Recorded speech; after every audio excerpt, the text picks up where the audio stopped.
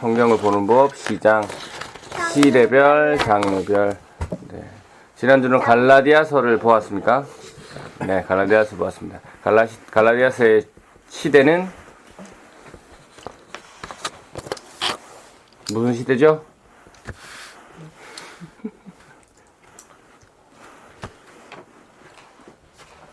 시대가 세 가지 있었습니다. 무슨 시대, 무슨 시대, 무슨 시대죠? 고인도 시대. 소녀 시대? 예수 그리스도의 시대. 그 다음에 무슨 시대였죠? 예수님이 하늘 올라가시고, 그렇죠. 교회 시대. 그 다음 전도가 끝나고 나서는 지금 오늘날까지 무슨 시대? 선교 시대. 이렇게 세 개가 있었습니다. 그래서 갈라디아서는 무슨 시대? 교회 시대. 장르는 뭡니까? 장르. 시대별, 시대. 장르별. 장르 시대. 네, 책의 종류가 뭐죠? 네, 서신서. 누가 썼습니까?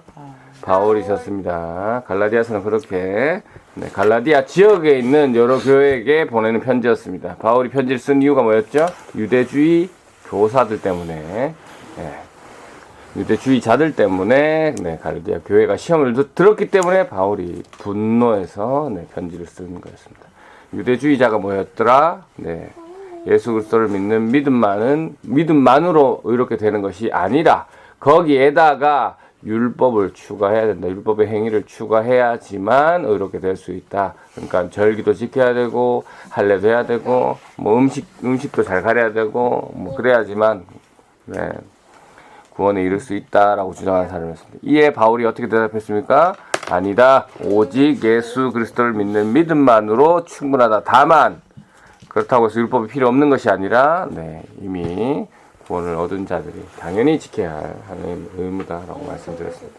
오직 믿음으로 예수 그리스도를 통해 의롭게 된 사람은 지난주에 목장 시간에 저희 유사님 말씀해 주셨듯이 성령이 당연히 내주할 것이고 성령이 내주한 사람들은 당연히 성령의 9가지 열매가 나타날 것이다 라고 보시면 되겠습니다. 오늘은 갈라디아서 이어서 에베소서입니다. 에베소서의 장르가 뭐였죠? 바울 서신서 4 하나 13 8 하나. 13 8 하나 됐습니다. 그리고 시대는 무슨 시대? 계속해서 끝날 때까지 계속 교회 시대입니다. 교회 시대. 자, 바울 서신은 이 독자를 기준으로 나눌 수가 있습니다. 바울 서신이 13가지가 있잖아요. 독자를 기준으로 나누면 첫 번째는 독자가 교회가 독자일 수 있고요. 두 번째는 개인이 독자일 경우가 있습니다. 그래서 지금까지 저희가 했던 거 뭐부터 시작했죠? 로마서부터 시작했죠. 로마서는 교회에게 쓴 겁니까? 개인에게 쓴 겁니까? 네, 교회. 그 다음에 고린도전후서 했습니다. 고린도전후서는 개인에게 썼습니까? 교회에 썼습니까? 개인입니까? 교회죠, 교회. 고린도 교회 성도들에게 썼죠. 그 다음에 갈라디아서, 지난주에 갈라디아서 교회에게 썼습니까? 개인에게 썼습니까? 제목이 다 그렇듯이, 다 뭡니까? 다 교회에 있어서 갈라디아 지역에 있는 교회에게 쓴 거잖아요. 모두 교회에. 오늘 에베소서, 그러면 흐름상 개인이어야 되겠지만 에베소서 역시 교회에게 쓴 다른 제목들이 있습니다. 개인에게 쓴 제목들, 뭐 디모데 이렇게 사랑하는 아들로 여겼던. 그래서 개인인지 교회인지 이렇게 나눠서 볼 수 있고요. 그 다음 바울 서신서를 또 어떻게 13권을 뭘로 나눌 수 있냐면 장소에 또 나눌 수가 있습니다. 전도 여행 중에 썼느냐 아니면 어디서 썼을까요? 찍어 보십시오. 그렇군요. 감옥에서 썼습니다. 전도 여행 중에 썼느냐, 감옥에서 썼느냐에 따라 그렇게 나눠지는데요. 감옥에서 쓴 것을 우리가 뭐라 하죠? 옥중서신이라고 합니다. 그래서 바울이 언제 감옥에 있었냐? 말년이죠, 말년. 말년에 감옥에 있었습니다. 그래서 옥중서신이다 하면 말년이구나, 감옥에서 썼구나 라는 것을 알 수 있죠. 그리고 여러 가지로 뭐 바울이 되지 않아서 알 수는 없지만 힘들지 않았을까라는 생각도 우리가 한번 생각해 보겠습니다. 그래서 오늘 보실 에베소서가 바로 옥중서신입니다. 옥중서신이 하나, 둘, 셋, 네 개가 있는데요. 네. 옥중서신, 에베소서입니다. 그래서 에베소서를 잘 이해하기 위해서는 이 에베소서의 지역을 또 알긴 알아야 되는데요.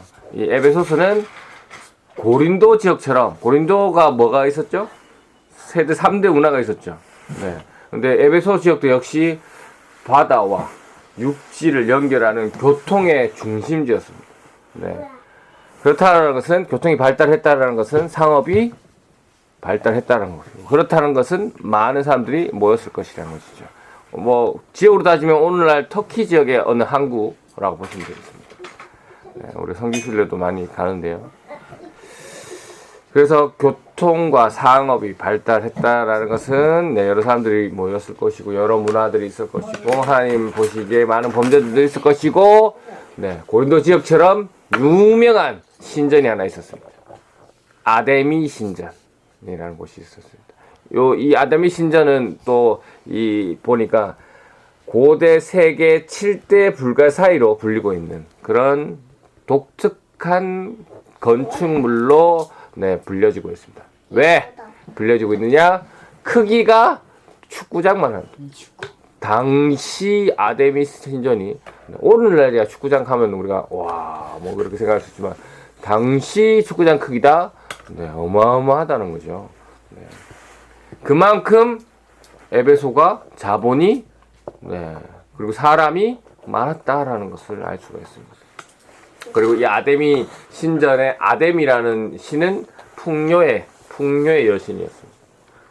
그렇기 때문에 이 에베소 지역이 지금 풍요롭잖아요. 잘 먹고 잘 사고 하니까 아이고 이 아데미 여신 때문에 우리가 잘 먹고 잘 산다 해서 이 신전이 되게 유명했습니다. 그래서 그 근처에 많은 사람들이 그 아데미 신전에 뭐 제사도 하고 순례도 드리러 많이 모였습니다. 그래서 그게 더 안 그래도 발달되어 있는데 더 풍성하게 발달되어 있던 그런 곳에 바울이 3차 전도 여행 때 도착하게 됩니다. 도착하게 돼서 몇 년을 머무르냐? 약 3년을 머무릅니다. 바울이 뭐 다른 데도 오래 있었지만, 여기서 짧게 있은 데도 있었지만 여기서 가장 오래 3년이라는 시간을 머뭅니다. 그만큼 많은 사역들이 일어났을 것이고, 그만큼 많은 정과, 우리가 아무래도 1년 사역했던 데보다 3년 한 데가, 3년 사역할 때보다 10년 사역한 데가 여기 더 많이 가는 것처럼, 이 에베소 교회에 대한 애정이 바울이 있었습니다. 그리고 바울이 영적인 아들로 부르고 있는 디모데가 에베소 교회에서 사역했을 정도로 에베소에 대한 관심이 많았습니다. 그래서 뭐 여러 가지 사역들이 있지만 뭐 크게 세 가지만 소개하자면, 뭐 침례하게 침례받았던 사람들 12명을 예수님의 이름으로 또 침례를 준 적이 있고, 그 다음에 병자도 고치고, 여기서 말씀도 열심히 가르쳤던 바울의 모습이 있습니다. 그래서 여기 특히 이제 바울이 매일 가서 약 2년 동안 매일 가서 이 설교를 한 데가 있는데요. 그 곳의 이름이 두란노 서원. 우리나라에서는 유명한 서점이죠. 두란노 서원입니다. 그리고 뭐 마술 행했던 사람들이 바울의 복음을 전하는 복음을 듣고 자신의 말수책을 뭐 불사르는 사건도 있었고, 뭐 다양한 일들이 많이 있었고, 바울이 또 그 지역에 있으니까 당연히 그 아데미 신전의 신에 대해서도 얘기하죠. 사도행전 보니까 그 여신을 향해서 너희가 만든 뭐 사람이 손으로 만든 것은 다 뭐 가짜다 뭐 이런 식으로 얘기하니까 그것도 한동에 소동이 일어나기도 합니다. 그만큼 이만큼 많은 일들과 오랜 기간이 있었기 때문에 정이 많이 있었다라는 건데, 요거를 사도행전 20장 31절을 보니까 요거를 그렇게 표현하고 있습니다.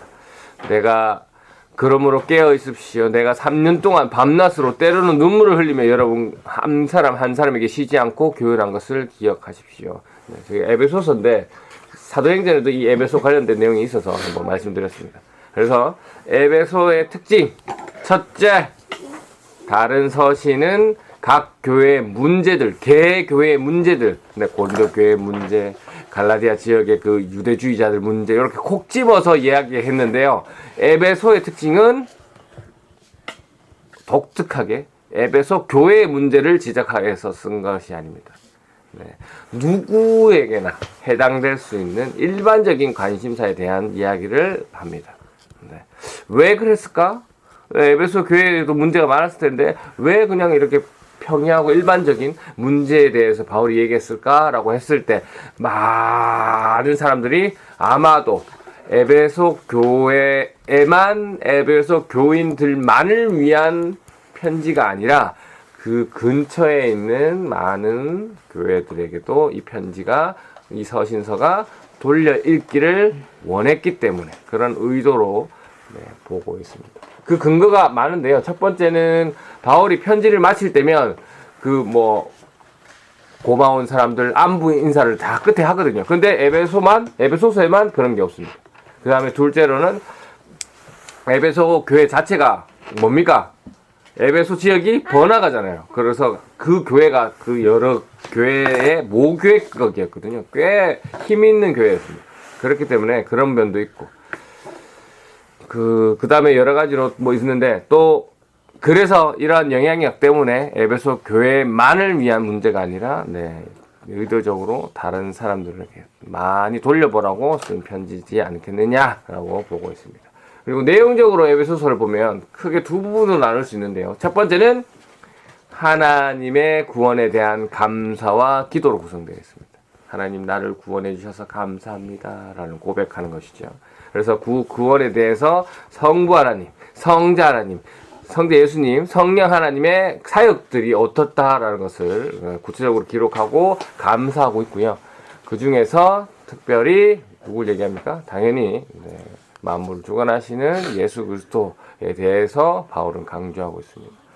그리고 꼭 여기 보시면 또 전반부 차부분이랑 또 후반부의 전반부 말년 끝에 보면 그 바울의 두 번의 기도도 나오는데요. 기도를 보시면 바울은 이렇게 기도했구나라고 여러분이 한번 읽어보시면 기도 준비하실 때나 여러 가지로 얘는 이런 마음으로 이런 모습으로 기도는 이렇게 하는 거구나라고 또 깨달으실 수 있습니다.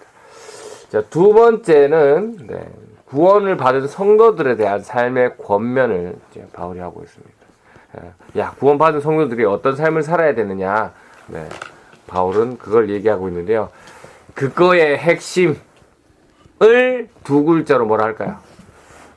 사랑이라고 바울은 이야기하고 있습니다. 사랑. 그래서 구원받은 성도들은 뭘 해야 된다? 사랑해야 된다라는 거. 앞에서 제가 첫 번째로 에베소서에 크게 두 배를 한다 해서 첫 번째로 말씀드린 게 하나님의 구원에 대한 감사와 기도잖아요. 이것도 어찌 보면 하나님에 대한 사랑인 거죠. 이렇게 생각해 보면 이게 뭡니까?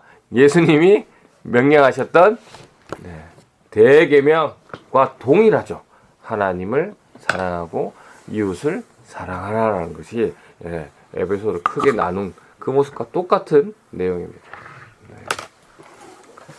그래서 사랑과 관련된 여러 구절들이 이 에베소서에 많은데요. 한 구절만 읽어보겠습니다. 먼저 개역 개정으로 준비했는데요. 에베소서 5장 몇 절이죠? 5장 2절. 한번 읽어볼까요? 시작. 너희를 사랑한 것 같이 너희도 사랑 가운데 행하라. 그는 우리를 위하여 자신을 버리사 향기로운 제물과 희생 제물로 하나님께 드리셨느니라. 무슨 뜻인가요? 사랑이라는 단어가 몇 번 나옵니까? 정답 두 번입니다. 첫 번째 사랑은 어떤 사랑이죠? 두 번. 하나님 그리스도께서 너희를 사랑같이라고 말씀하고 있습니다. 하나님께서 우리를 사랑하시는 것 같이라는 이 첫 번째 해당하는 사랑은 어떤 사랑입니까? 본문에서 한번 찾아보십시오. 우리를 위하여 자신을 버리사 향기로운 제물과 희생 제물로 하나님께 드린 사랑을 예수님이 우리에게 주신 사랑입니다. 그러면 두 번째, 너희도 사랑 가운데서 행하라 라는 무슨 말씀일까요? 어떤 의미일까요? 두 번째 너희도 사랑 가운데 행하라라는 말씀. 이웃을 사랑해. 네. 그래서 첫 번째로 이게 바로 이해 안 될 수도 있습니다. 근데 한번 보시면 저희가 방금 개역 개정으로 읽었잖아요. 그래서 여러분이 성경 사전도 있는 것이 아니고 제가 오랜만에 한번 찾아보니까 첫 번째 사랑이라고 표현된 단어랑 두 번째 사랑이라고 표현된 단어가 다르더라고요. 에이? 네, 오랜만에 찾으니까 또 재밌더라고요. 네, 요즘 설교식으로 설교를 안 하다 보니까 또 쭉 파고들으려 하다가 지금 어차피 성경 공부식이라 넘어가는데 재밌습니다. 그래서 여러분들은 뭐 이렇게 성경 단어를 찾아볼 수도 없고 하니까 뭐 어떻게 해야 됩니까? 제가 늘 말씀드리지만 다른 번역 성경을 보시면 알 수 있죠. 그래서 두 번째로 똑같은 구절을 세 번역 버전으로 또 준비해봤습니다. 한번 읽어볼까요? 시작! 그래서 여러분을 사랑하셔서 우리를 위하여 하나님 앞에 향기로운 예물과 제물로 자기 몸을 내어주신 것 같이 여러분도 사랑으로 사랑하십시오. 네. 그러니까요.